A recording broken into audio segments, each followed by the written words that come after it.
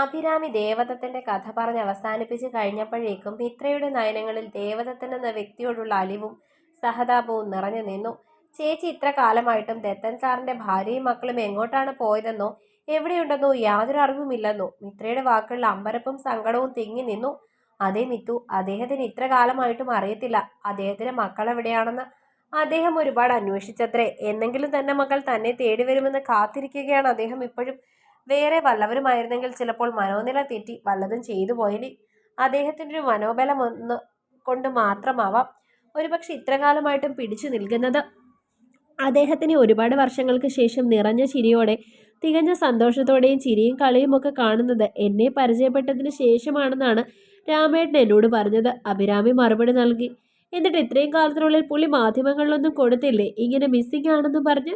മിത്ര വീണ്ടും ചോദിച്ചു. അക്കാര്യത്തിലാണ് എനിക്ക് അത്ഭുതം. തൻ്റെ മക്കളെ തന്നിൽ നിന്ന് അകറ്റി തന്നെയും ഉപേക്ഷിച്ചു പോയ ആ സ്ത്രീയെപ്പറ്റി മറ്റുള്ളവർ ചീത്തയായി തെറ്റിദ്ധരിക്കുമത്രേ. എന്തിനധികം പറയുന്നു, അവരെപ്പറ്റി എന്തെങ്കിലും ഇഷ്ടക്കേടുള്ള കാര്യം നമ്മൾ പറഞ്ഞാൽ പോലും പുള്ളി അതിന് പ്രതികരിക്കുന്നത് വളരെ കഠിനമായിട്ടായിരിക്കും. ഇങ്ങനെയുമുണ്ടോ ഒരു പ്രണയമെന്ന് നമ്മൾ സംശയിച്ചു പോകും. അത്രമാത്രം മനസ്സിൽ നിറഞ്ഞിരിക്കുകയാണ് അവരിപ്പോഴും. അഭിരാമിയുടെ മറുപടി നൽകിക്കൊണ്ട് നെടുവീർപ്പിട്ടു. ചേച്ചി ഇത്രയൊക്കെ ആ സ്ത്രീ ചെയ്തിട്ടും അവരോടൊരു തരിമ്പ് പോലും വെറുപ്പില്ലാതെ സ്നേഹിക്കാൻ ആ മനുഷ്യന് എങ്ങനെ സാധിക്കുന്നു? ഒരമ്പരപ്പോടെ മിത്ര അഭിരാമിയോട് ചോദിച്ചു. അറിയില്ല മിത്തു, പക്ഷെ അദ്ദേഹത്തിന്റെ കഥയിൽ അദ്ദേഹം സ്ഥാപിക്കുന്നത് ഇതാണ്: അദ്ദേഹത്തിന്റെ ഭാര്യയുടെ തെറ്റും അദ്ദേഹത്തിന്റെ തെറ്റും എന്നൊന്നില്ല. അദ്ദേഹത്തിന്റെ ഭാര്യ ചെയ്യുന്ന തെറ്റുകളും ശരികളും അദ്ദേഹത്തിന്റെ നല്ല പാതി എന്ന നിലയിൽ അത് അദ്ദേഹത്തിന്റെ തന്നെയാണ്. കാരണം അദ്ദേഹത്തിന്റെ നല്ല പാതി എന്നാൽ അദ്ദേഹം തന്നെയാണെന്ന് അഭിരാമി മറുപടി നൽകി. മിത്ര അഭിരാമി പറഞ്ഞത് കേട്ട് മിഴിച്ചിരുന്നു പോയി. അഭിരാമിക്ക് അത് കണ്ട് ചിരി പൊട്ടി. നീ എന്താണ് കിളി പോയ പോലെ ഇരിക്കുന്നത്? അഭിരാമി മിത്രയെ കളിയാക്കിക്കൊണ്ട് ചോദിച്ചു. അല്ല, ഇപ്പൊ പറഞ്ഞത് കേട്ട ആർക്കാ കിളി പോവാത്തെ? അവിടെ ഇവിടെയും തൊടാത്തൊരു വാചകം. ആ വാക്കുകൾ സൃഷ്ടിക്കുന്ന ആശയക്കുഴപ്പം ചെറുതല്ല. മിത്ര ഒരു അന്താളിപ്പോടെ മറുപടി നൽകി. ആ പറഞ്ഞൊന്ന് ആലോചിച്ച് നോക്കുമ്പോൾ നിനക്കെന്താണ് തോന്നുന്നത് മിത്തു? അഭിരാമി മിത്രയോട് ചോദിച്ചു. എനിക്ക് തോന്നി ഇതാണ്: നരസിംഹം ഭാര്യയുടെ തെറ്റുകൾ തൻ്റെ മേൽ സ്വയം ചാർത്തി ഭാര്യയുടെ പേര് രക്ഷിക്കാൻ നോക്കുന്നുവെന്ന്. മിത്ര മറുപടി നൽകി. അതെ, അങ്ങനെയാണെങ്കിൽ ദത്തൻ സാറിനും സാറിൻ്റെ ശ്രീലക്ഷ്മിക്കും മാത്രം അറിയാവുന്ന എന്തോ ഒരു രഹസ്യമുണ്ട്. അതാണ് അവർ തമ്മിൽ പിരിയാനുണ്ടായ കാരണവും. ചിലപ്പോൾ ശ്രീലക്ഷ്മിക്ക് ഒരിക്കലും പൊറുക്കാൻ കഴിയാത്തൊരു തെറ്റ് ദത്തൻ സാറിൻ്റെ അടുത്ത് നിന്നുണ്ടായി കാണണം. അഭിരാമി തൻ്റെ കണ്ടെത്തലുകൾ മിത്രയുടെ അടുത്ത് അവതരിപ്പിച്ചു.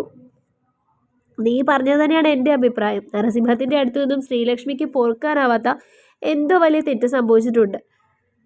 കാരണം അങ്ങേരെ അപകടം പറ്റി കിടന്നപ്പോൾ ഊണുറക്കം ഉപേക്ഷിച്ച പ്രാർത്ഥനയിൽ മുഴുകിയ ഒരാൾ അങ്ങേരെ അവസ്ഥയിൽ നിന്ന് ആശുപത്രിയിൽ നിന്ന് ഇറങ്ങുന്നതിനിടയിൽ തന്നെ വിട്ടുപോകണമെങ്കിൽ അതിന് ശക്തമായൊരു കാരണമുണ്ട്. മിത്ര അഭിരാമി പറഞ്ഞതിന് ശരി വെച്ചുകൊണ്ട് പറഞ്ഞു.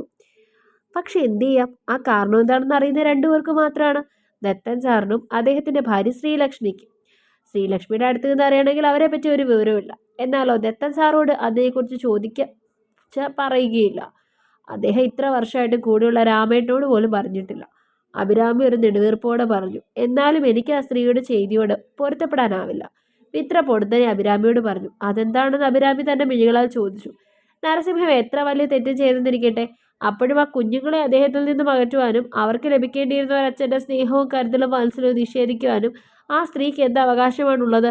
മിത്ര തന്റെ സംശയം ഉയർത്തി.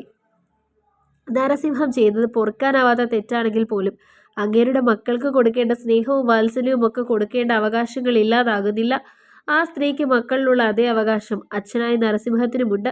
അങ്ങേരോട് പൊരുത്തപ്പെടുവാൻ കഴിയില്ലായിരുന്നെങ്കിൽ അവർ ചെയ്യേണ്ടിയിരുന്നത് നിയമപ്രകാരം ബന്ധം വേർപ്പെടുത്തി മക്കളിൽ അങ്ങേർക്കുള്ള അവകാശങ്ങളെ നിലനിർത്തുകയായിരുന്നു. ആ കണക്കിന് നോക്കുമ്പോൾ അങ്ങേരേക്കാൾ വലിയ തെറ്റ് ചെയ്തത് ആ സ്ത്രീയാണ്. എനിക്ക് തോന്നുന്നില്ല ആ കുഞ്ഞുങ്ങൾ എന്തെങ്കിലും സത്യം തിരിച്ചറിഞ്ഞാൽ ആ സ്ത്രീയോട് ക്ഷമിക്കുമെന്ന്.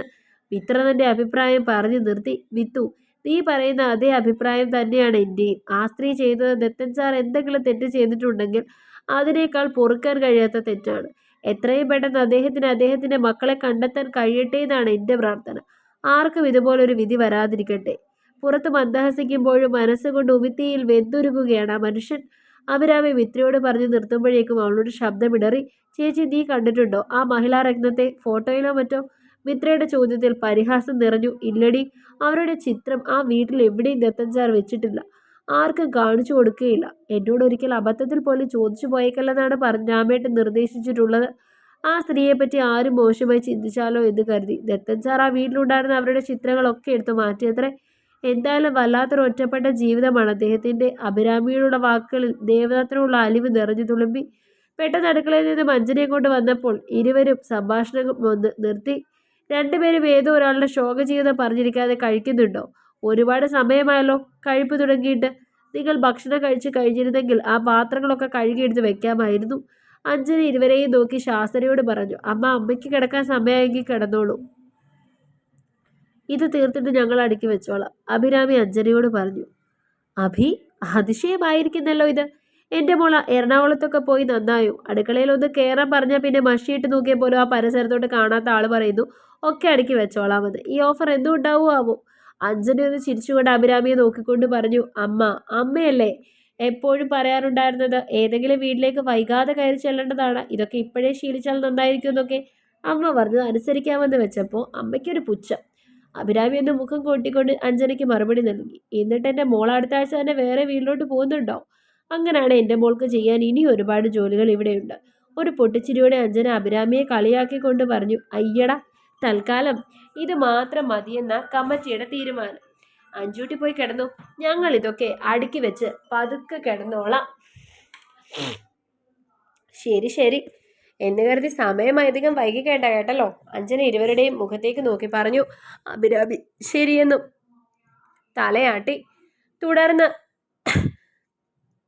അഞ്ജന തൻ്റെ മുറിയിലേക്ക് പതിയെ നടന്നു നീങ്ങി. എന്നിട്ട് ചേച്ചി നീ പറ ബാക്കി കാര്യങ്ങൾ.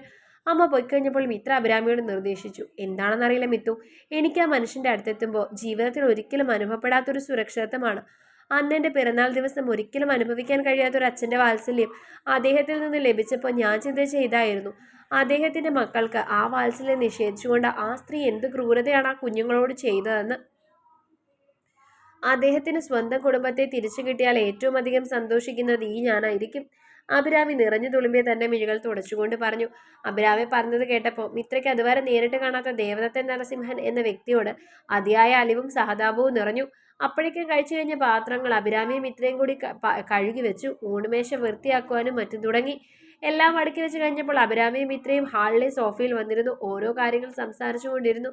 ചേച്ചി, നരസിംഹത്തെ ഇപ്പോൾ വിളിച്ചാൽ കിട്ടുമോ? സംസാരത്തിനിടയിൽ മിത്ര അഭിരാമിയോട് ചോദിച്ചു. മിത്തു, എന്തു പറ്റി പെട്ടെന്ന് നീ ഇങ്ങനെ ചോദിക്കാൻ? മിത്രയുടെ ആവശ്യം കേട്ടൊരു അത്ഭുതത്തോടെ അഭിരാമി ചോദിച്ചു. ഒന്നുമില്ല, പുള്ളിയെപ്പറ്റി അറിഞ്ഞപ്പോൾ ഞാനും പുള്ളിയുടെ ഒരു ഫാനായോ എന്നൊരു സംശയം. മിത്രയൊന്ന് ചിരിച്ചുകൊണ്ട് അഭിരാമിക്ക് മറുപടി നൽകി. ഇപ്പം സമയം 8:30 കഴിഞ്ഞല്ലേ ഉള്ളൂ, എന്തായാലും ഉറങ്ങിക്കാണില്ല, ഒന്ന് വിളിച്ചു നോക്കാം. അഭിരാമി മിത്രയ്ക്ക് മറുപടി കൊടുത്ത് തൻ്റെ ഫോൺ എടുത്ത് ദേവദത്തിൻ്റെ നമ്പർ ഡയൽ ചെയ്യാൻ തുടങ്ങി. റിങ് ചെയ്യാൻ തുടങ്ങിയപ്പോൾ അഭിരാമി തൻ്റെ ഫോൺ സ്പീക്കറിലിട്ടു. 1-2 റിങ്ങിന് ശേഷം അപ്പുറത്ത് കോൾ അറ്റൻഡ് ചെയ്യപ്പെട്ടു. ഹലോ. അപ്പുറത്തു നിന്നും ദേവദത്തിൻ്റെ മുഴക്കമുള്ള സ്വരമെത്തി. Hello sir. അഭിരാമി തിരിച്ച് വിഷ് ചെയ്തു.